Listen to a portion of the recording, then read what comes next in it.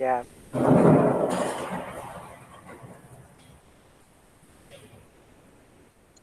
Oke, terima kasih. Assalamualaikum warahmatullahi wabarakatuh. Selamat Waalaikumsalam. Waalaikumsalam warahmatullahi selamat wabarakatuh. siang menjelang sore semua ibu-ibu.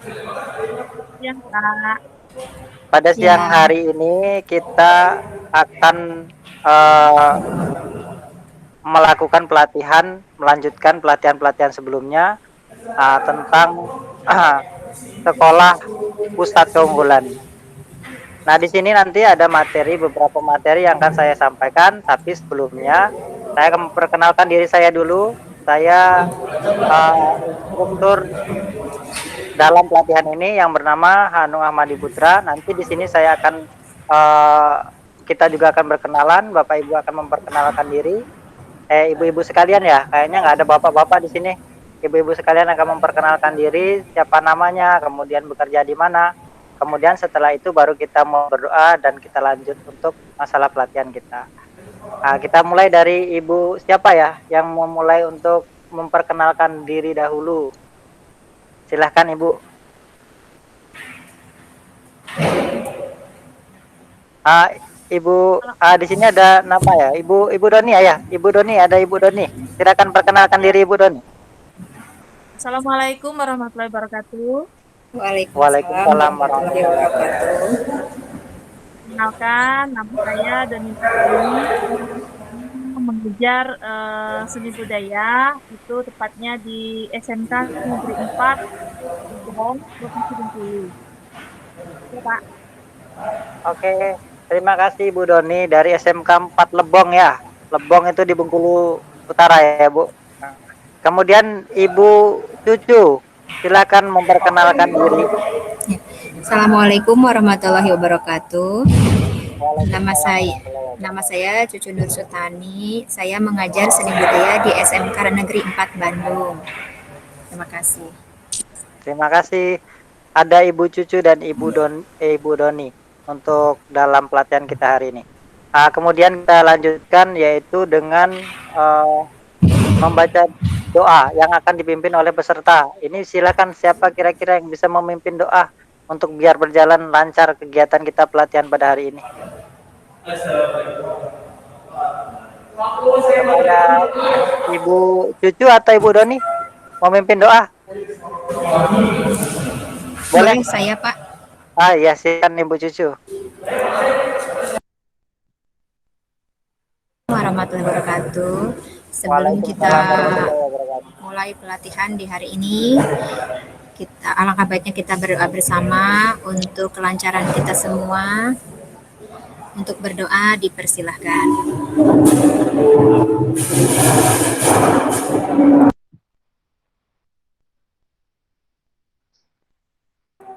Berdoa selesai. Oke, terima kasih kepada Ibu Cucu yang telah memimpin doa pada kegiatan pelatihan kita hari ini. Nah, kita sebelum kita pelatihan ada kalau di tempat kami itu ada namanya Semangat SMK. Nanti Ibu Bapak ikutin ya. Ibu-ibu sekalian ikutin kalau di tempat kami. Jadi gini, kita SMK bisa, SMK hebat, SMK luar biasa. Nanti ikutin ya. Tapi kita dengan mengangkat tangan. Seperti ini, saya contohkan dulu. SMK bisa, SMK hebat, SMK luar biasa. Gitu ya, Bu. Kita berbarengan ya. Kayak gini ya, Pak? Ya, gini, Bu. SMK bisa, SMK hebat, SMK luar biasa. SMK bisa, SMK hebat, SMK luar biasa. Kita ulangi ya. 1, 2, 3.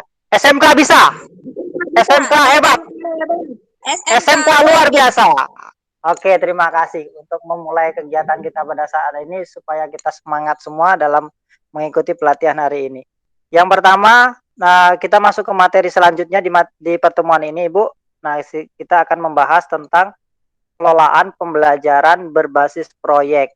Itu di layar sudah ada, bisa Ibu lihat untuk yang pertama itu layar pertama ada pengelolaan pembelajaran berbasis proyek. Kemudian next Bu, selanjutnya untuk yang di bawah. Nah, untuk pengelolaan pembelajaran berbasis proyek ini ada beberapa definisi, Bu.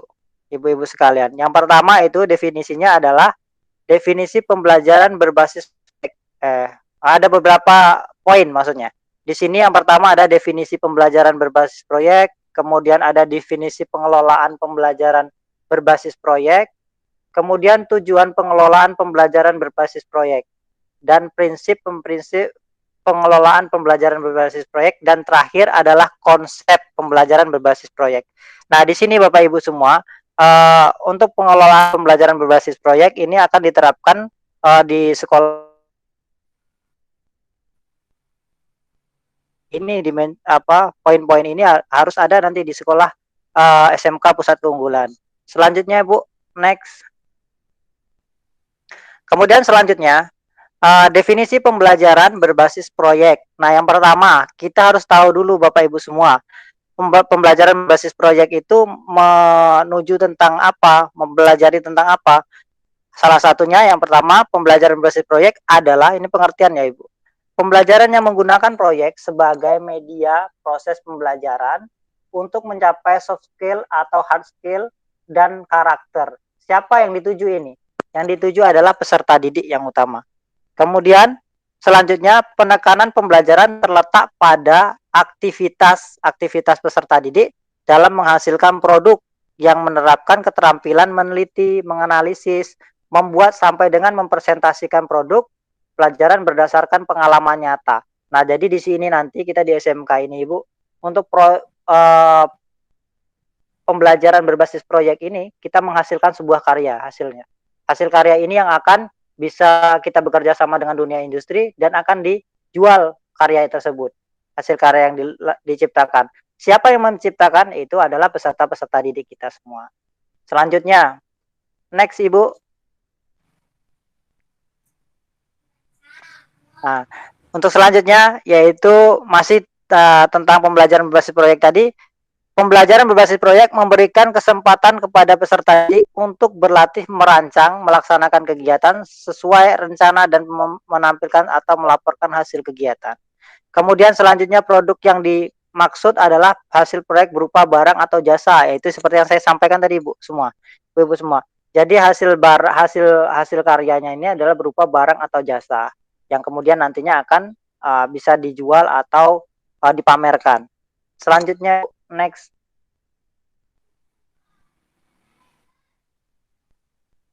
Definisi pengelolaan ya. Definisi pengelolaan pembelajaran berbasis proyek. Yang pertama, apa itu pengelolaan berbasis proyek? Pengelolaan berbasis proyek adalah kegiatan menggabungkan manajemen produksi dengan pembelajaran.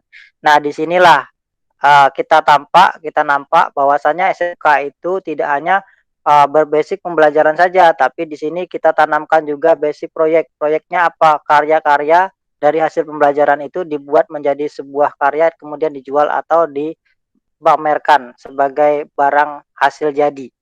Kemudian peserta didik belajar mulai dari menganalisis spesifikasi produk yang disyaratkan oleh konsumen, menghitung biaya produksi, rencana proses produksi, penilaian produksi, penjaminan mutu, pemasaran, distribusi hingga pelayanan purna jual, dan evaluasi proses produksi, Ibu-ibu sekalian. Jadi di sini siswa-siswi kita, peserta didik kita dituntut untuk bukan hanya menciptakan, tapi dia dituntut juga untuk menghitung berapa jumlah pengeluaran untuk suatu karya, kemudian dituntut juga untuk mempromosikan karya yang sudah dibuat, kemudian dituntut untuk juga memiliki nilai estetis atau nilai keindahan dari karya yang dia buat. Nah, selanjutnya Bu, next. Nah, terakhir itu adalah tujuan pengelolaan pembelajaran berbasis proyek. Nah, tujuan pengelolaan pembelajaran berbasis proyek ini yang pertama, meningkatkan kepercayaan dunia kerja terhadap SMK dan tamatan SMK. Kedua, mendukung sertifikasi kompetensi peserta didik oleh industri. Ketiga, meningkatkan produktivitas SMK berbasis produk standar industri. Kemudian merancang pembelajaran yang seimbang dan dalam pembekalan pengetahuan dan keterampilan, dan siap mudah memusatkan perhatian peserta didik dalam pembelajaran pada suatu proyek. Nah, ini tujuan-tujuannya Ibu. sebenarnya di atas tadi sudah mencakup semua tujuan, tapi ini lebih spesifikasikan lagi untuk apa tujuan utama dari pembelajaran berbasis proyek ini. Jadi itu yang sedikit yang saya ceritakan atau saya paparkan masalah materi kita pada hari ini.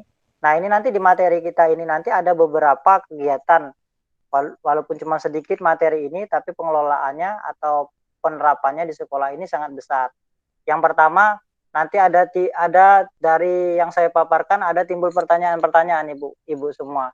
Apa itu pertanyaan-pertanyaannya? Salah satunya yang saya ingin tanyakan nanti bisa dicatat ya Ibu-ibu semua. Kita siapkan catatannya. Yang pertama, nanti bisa saya kasih waktu untuk mengerjakan sesuai dengan pendapat ibu-ibu semua atau sesuai dengan yang sudah dilakukan di sekolah ibu-ibu. Apakah sudah melakukan sekolah berbasis proyek atau belum? Kayaknya kalau di SMK nggak mungkin belum. Ini sebenarnya program yang sudah lama dilakukan, tinggal menjalankan atau meneruskan di dalam SMK Pusat Keunggulan ini sekarang. Nah, yang pertama itu pertanyaannya Ibu semua, mengapa pembelajaran berbasis proyek di SMK penting dilakukan? Itu yang pertama untuk pertanyaannya. Mengapa?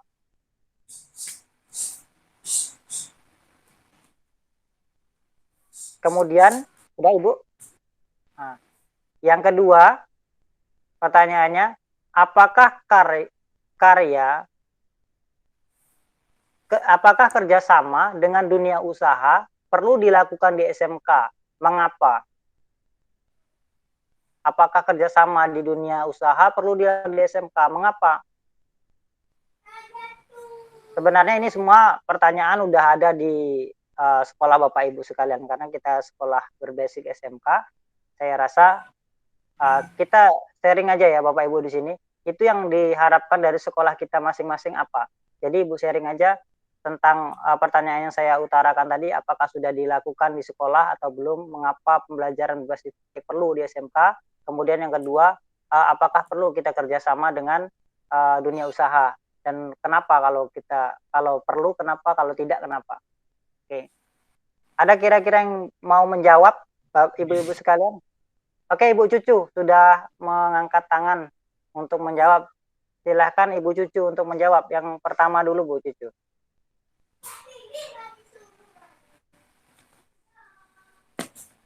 Oke, silakan Ibu Cucu. Maaf, belum dulu. Ya, suaranya sudah ada, Pak. Ya. Sudah terdengar Ibu, terdengar. Pertanyaan yang pertama, mengapa pembelajaran berbasis proyek itu penting diterapkan di SMK? Karena siswa itu akan lebih belajarnya itu terpusat kepada suatu proyek biasanya. Dan istilahnya kalau misalkan di SMK itu tidak ada proyek yang akan dituju, maka siswa itu di dunia kerja juga nanti akan bingung, Pak, menurut saya.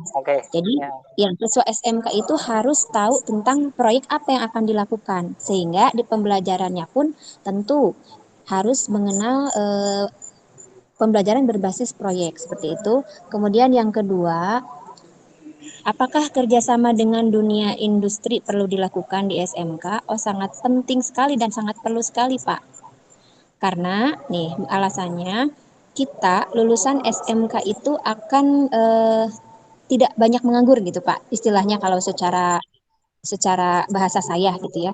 Karena dengan adanya kerjasama antar sekolah dengan dunia industri, sehingga para lulusan itu akan terserap dan bekerja tidak menganggur, apalagi dengan dibekali skill yang bagus. Kan sayang sekali kalau banyak penganggurannya, terutama lagi kalau misalnya dunia industri itu sudah sudah punya kontrak kerja, pasti tidak akan mengambil dari sekolah yang lain, diutamakan dari sekolah yang sudah mempunyai kontrak kerja dengan sekolah. Itu Pak dari saya, terima kasih.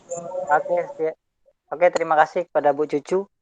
Ini apa jawaban dari Bu Cucu. Yang pertama itu adalah siswa berpusat pada proyek atau suatu pekerjaan yang dikerjakan untuk menghasilkan sesuatu barang atau jasa. Nah, yang kedua itu lulusan bisa terserap. Mengapa kita harus kerjasama dengan dunia usaha? Kalau Ibu Cucu menjawab, supaya nantinya lulusan-lulusan kita bisa terserap di dunia usaha dan kebanyakan lulusan tidak menganggur. Nah, inilah salah jawaban dari Ibu Cucu. Ini bisa kita tampung dulu. Kemudian selanjutnya Ibu Doni, silakan untuk jawabannya. Ya, Pak. Pertanyaan pertama, mengapa kita perlu pembelajaran berbasis proyek di Ya, sekolah? Kalau menurut saya, itu salah satu kita mengajak siswa-siswi kita itu tidak monoton dalam belajar. Jadi belajarnya kita harus misalnya diadakan penelitian seperti itu. Kita sibukkan anak-anak biar kita membangkitkan semangat mereka dalam jam kita mengajar itu salah satunya. Terus mengapa perlu kerjasama dengan dunia usaha di luar, itu menurut saya apa yang dilaksanakan di sekolah, yang diteliti di sekolah, itu diterapkan lagi, kita uji coba lagi ke keluar, kita praktekkan lagi keluar. Jadi setelah selesai mereka sekolah, itu mereka memiliki modal. Jadi mereka tidak buta seperti itu karena tadinya kita sudah mengajak mereka rasa ingin tahunya duluan. Jadi kalau dia terjun ke dunia usaha, mungkin dia punya modal, dia berani, dia pede seperti itu. Mungkin itu aja, Pak. ya, dia punya modal. Oke, terima kasih Bu Doni. Jadi yang pertama, kalau pendapat dari Bu Doni bahwasanya mengapa pembelajaran berbasis proyek perlu diadakan di SMK, yaitu untuk membuat siswa-siswi tidak monoton dalam pembelajaran. Ya, ini salah satu tujuan kita sebenarnya. Dalam SMK yang pertama tidak membuat peserta didik monoton dalam belajar, kemudian memberikan manfaat yang lain, karena SMK sekarang ini sudah ibaratnya kayak sekolah pilihan. Kenapa harus masuk ke SMK anak-anak gitu. Sekarang orang-orang tua sudah bisa memilih mana yang baik untuk anaknya. Contohnya kalau misalnya memang pengen berkarir atau pengen punya pekerjaan atau usaha setelah sekolah, ya ke SMK, bukan ke SMA.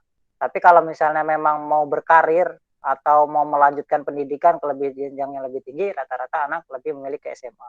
Ini salah satu ya ininya. Kemudian yang kedua, kenapa apa tadi kita harus bekerja sama dengan dunia usaha. Yang jelas kalau disampaikan dari Ibu Doni tadi, intinya anak-anak atau peserta didik memiliki modal. Benar, disinilah SMK. Inilah SMK, namanya SMK. Kemudian menempa untuk anak-anak bisa berekspresi, berkreativitas, kemudian menghasilkan suatu produk dengan bidang atau jenjang jurusannya masing-masing atau jurusan yang dia ampu. Misalnya salah satunya, contohnya misalnya pada bidang pengelasan. Kalau di tempat saya ada namanya bidang pengelasan. Bidang pengelasan ini membuat, kalau kata orang itu bisa membuat besi menjadi lunak, gitu.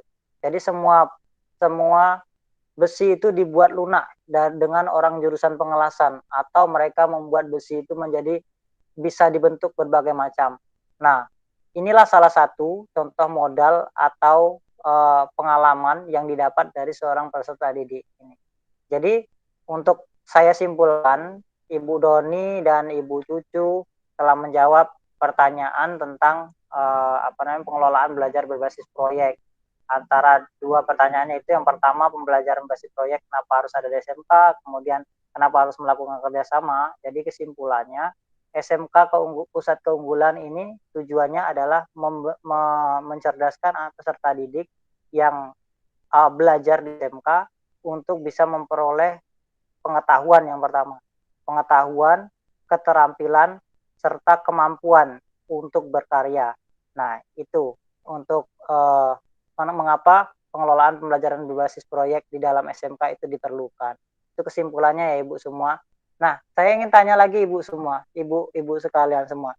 Kira-kira kalau di sekolah ibu-ibu sekalian yang sudah dilakukan apa ya untuk pengelolaan berbasis proyek? Di jurusan apa yang paling menonjol? Yang paling menonjol. Kalau Bu Doni di sekolah Bu Doni apa yang paling menonjol Ibu? Ah, Kalau kami itu punya 3 jurusan. Yang pertama teknik instalasi tenaga listrik, terus yang kedua farmasi, yang ketiga keperawatan. Itu kalau ya kami menonjolnya itu di kesehatan, karena oh, di bidang kesehatan. mereka diajari oleh apa guru-guru yang berbasis dari dunia kesehatan, bagaimana cara-cara istilah dalam farmasi itu mengurus obat, kalau perawat itu gimana cara memandikan pasien. Nah, terus selanjutnya itu dilepas ke puskesmas, ke rumah sakit. Jadi pamor kami di SMK itu jadi bisa menarik menarik siswa-siswi SMP jadi mau bergabung dengan kami seperti itu. Oh gitu Salah ya. satu Di jurusan perawatan ya, Bu? Perawatan ya ya. kesehatan Ah, dan farmasi, Pak. oh, perawatan dan farmasi. Nah, ini salah satunya Iya. contoh di sekolah Ibu Doni ini ada salah satu jurusan yaitu jurusan perawatan dan farmasi.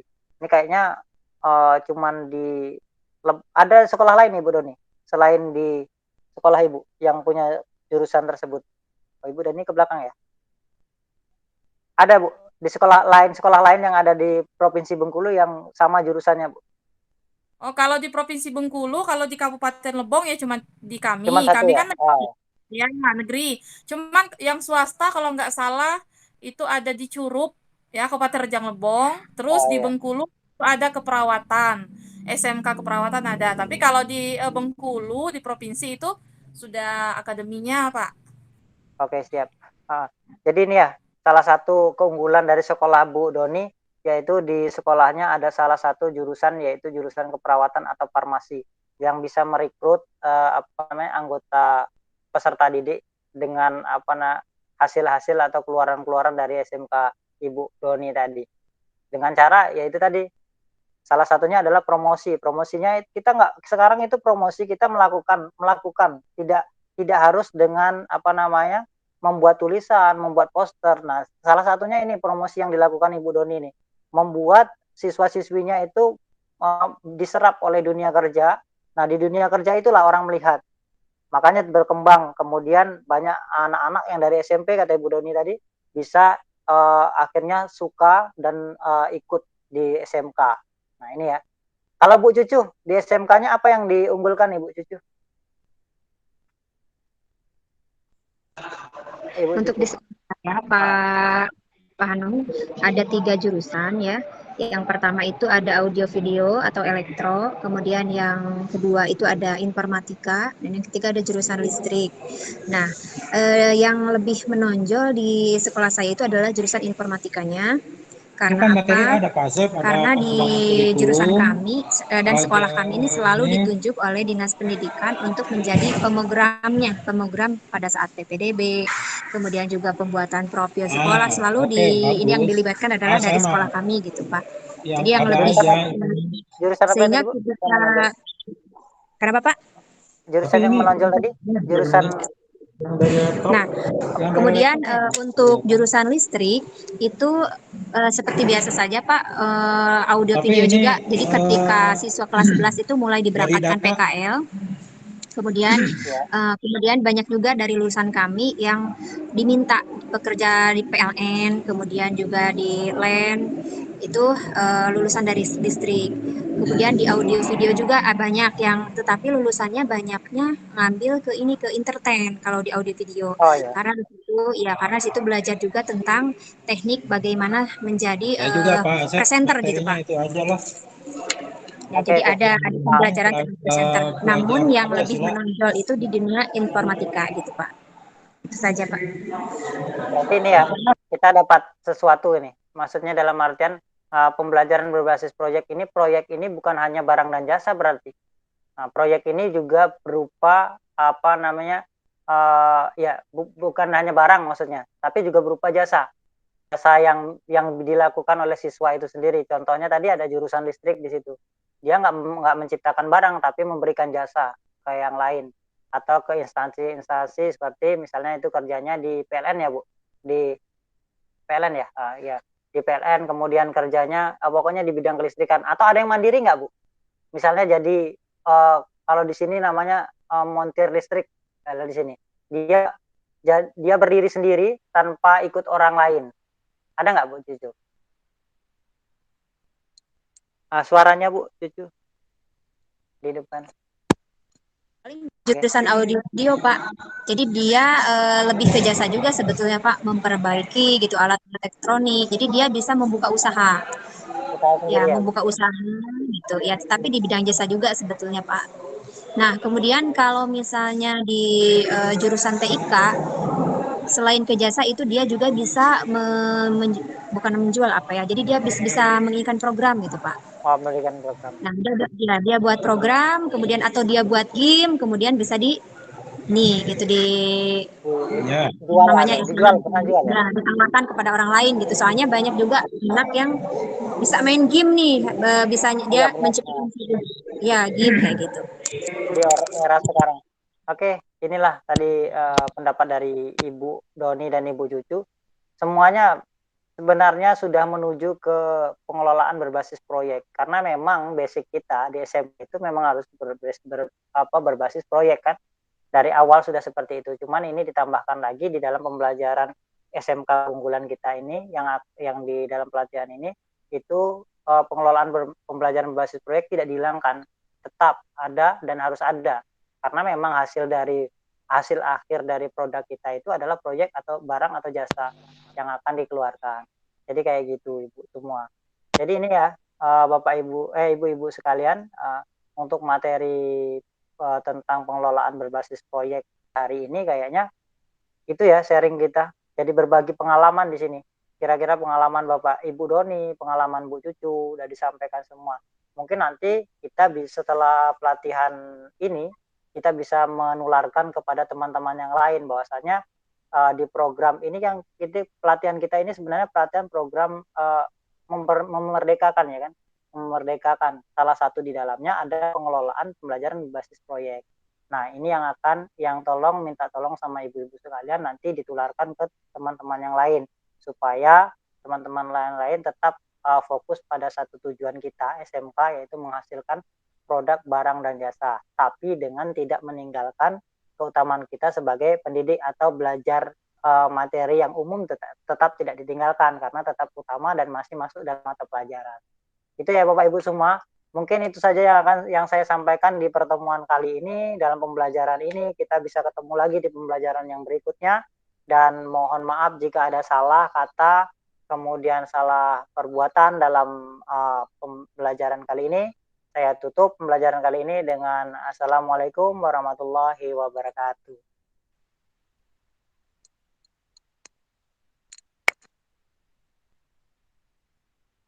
Terima kasih Ibu semua. Terima kasih.